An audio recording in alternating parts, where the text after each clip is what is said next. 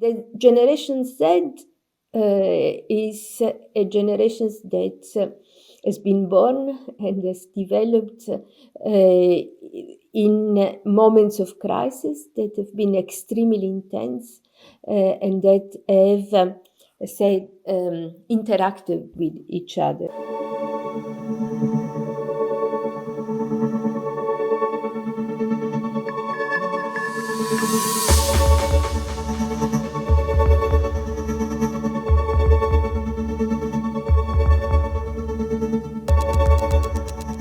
I think that generation has been very important in the development of, in general, a critical view on injustice of different types. So, intersectionally addressing the issues of injustice in social terms, in gender terms, in racial terms, and so on. And it has done so also starting from an acknowledgement of some specific characteristics of their own experiences. So what we have studied is especially the mobilized part of this generation, so those who were politically active. And what we saw is that it is a generation that defines itself as precarious, not only in terms of the work conditions, but also more generally in terms of their life experience.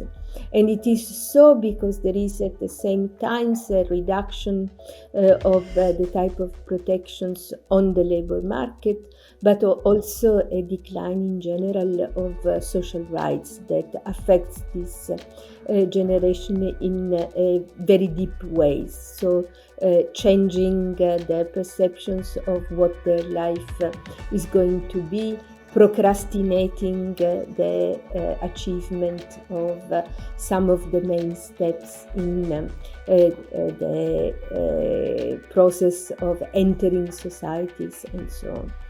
It is a generation also that has a strong sense of betrayal, of being betrayed, not only from the previous generations, but mostly from political and social systems that does not include the millennial generations in the political process and in the social process. And it feels betrayed not only from the government, but also often from those parties that were supposed to care about social injustice.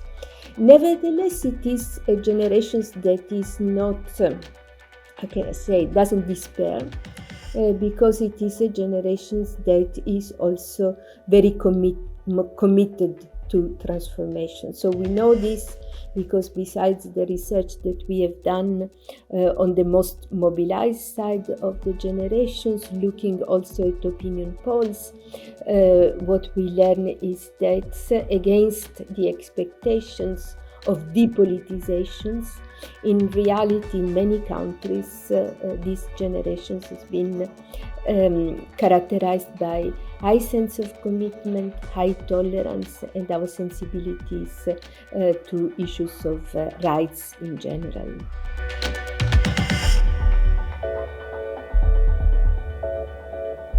What we pointed at in our research is that also for activists, generations are short cohorts, smaller groups, because it is very much related with the specific experiences that they've been living through in their own adolescence life. And so it is also very much affected by the specific characteristics of social movements in that period. So, for instance, what I mean is that also for the millennial generations, anti-austerity protest had different type of effects in Greece or in Germany, because they had different degrees of intensity and so also different capacity to involve the young generation. So considering these differences, I think that, and these differences in the definitions of generations itself, I think that what we can say is that the millennial generations has been characterized by experiences of very broad movements that have been able to have impacts also at the political and social level, but especially at the cultural levels in several European countries. The Generation Z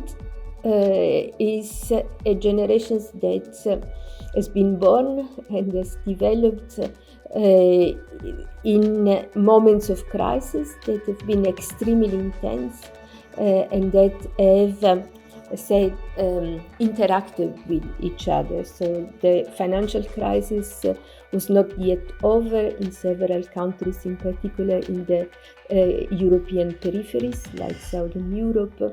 Then the pandemic crisis arrived and the climate crisis became more and more visible, and now there is a military crisis.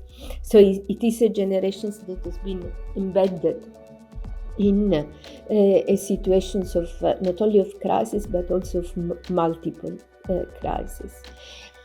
In different countries, it's these generations go different type of experiences. So the pandemic times has been, of course, particularly had a particularly high impact on these generations, but also in some countries the political experience of participation has been quite important. Think about Chile, for instance, that during the pandemic was able as a country to put forward and develop the seeds of a change that had been already developed in 2019 in pre-pandemic time. Young Generation Z have been very much involved in Lebanon, in the protest for democracy, in Catalonia, in several countries. So it has been also a mobilized generation, but we still have to see which type of opportunities were created.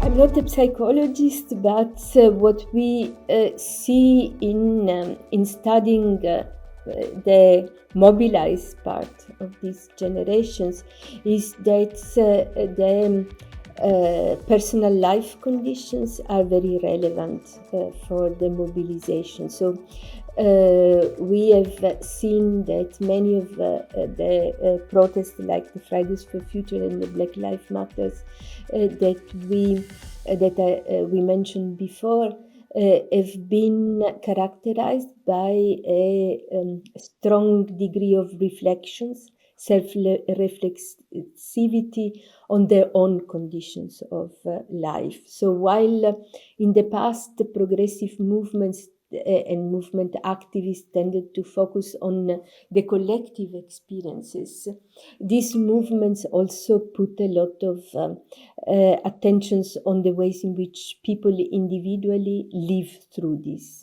experiences. And the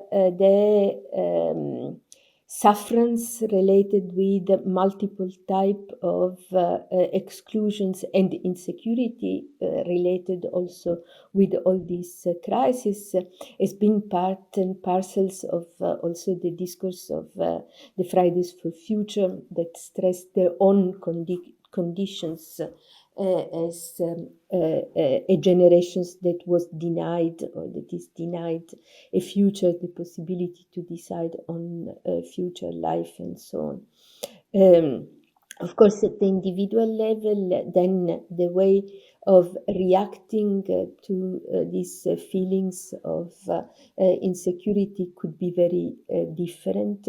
What we saw in the protest that I mentioned is that this generation is not totally resourceless, because they have been also very much able to use their skills in technological issues to can say, to trigger responses to these conditions, also in quite an inventive ways and in an effective ways.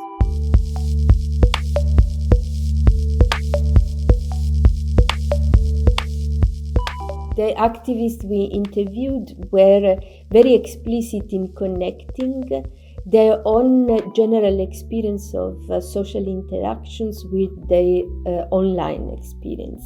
And they did so also in criticizing the ways in which social movement organizations are often organized. So I remember one of the interviewees said, yes, we are the generations that is always texting and is accustomed to very fast connections. We are not a generation that can sit for 2 hours in a room to talk about, say, generic issues. The experiences with technologies pushes towards often the search for very rapid responses, but also in the positive sense of creativity. And this is something that we have seen in this Black Lives Matter protest, for instance, a pragmatic use of very different forms of communications elaborated by young people. So with what we saw in our research, much more attention also to politicize the private sphere of life. So many of the groups that we studied, made by young activists, were focusing their activities also on issues of sports and arts. And they said, we need to do this because this is precarious generations, is often a generations that doesn't have time. That needs to have 3 jobs, to attend universities that are more and more requiring fast commitment in learning and so on. And so we cannot ask people to sacrifice the small amount of free time they have. We have to politicize it.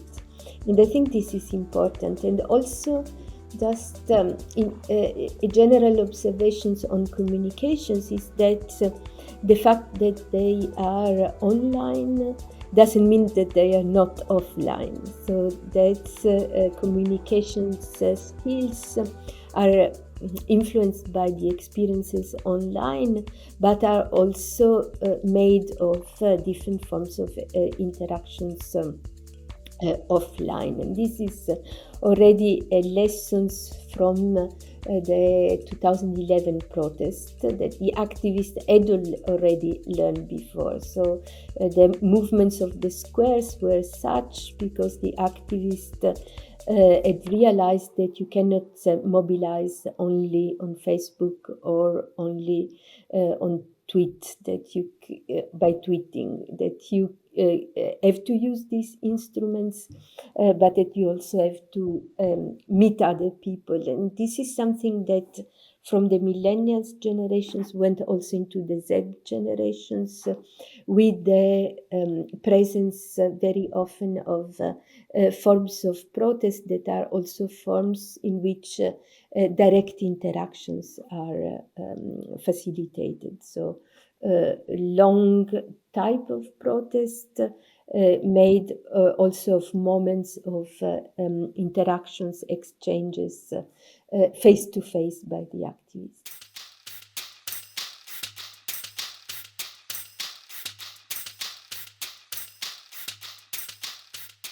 I think communication is one of these forms. So what we saw in the protest against the assassinations of George Floyd is that what was very important was that the killing was documented. And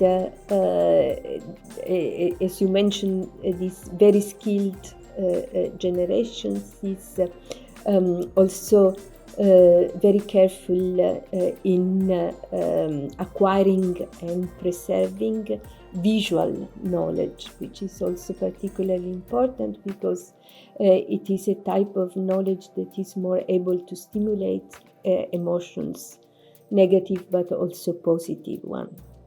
So in a period of infodemic that is produced on the several challenges from the pandemic to now the war, I think that what is very important in terms of documenting of opposing repression is documenting repression and making it visible and providing alternative knowledge, counter information, and so on. And the process of Assange is an example of how much repression connects activism and freedom of the press, freedom of the media.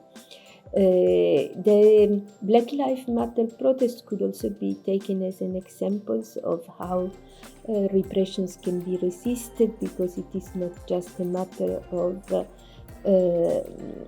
denouncing what happened, collecting evidence of repression itself, but then it is also very much a matter of spreading these informations. And in this, the successful campaign and global campaign around the assassinations of George Floyd was also indicating that the message is then to be spread through different channels and in different forms. So what we saw in our research was that memory was, for instance, very important for young people, connecting the memories of specific acts of repressions with previous one, and so also connecting generational experiences with different forms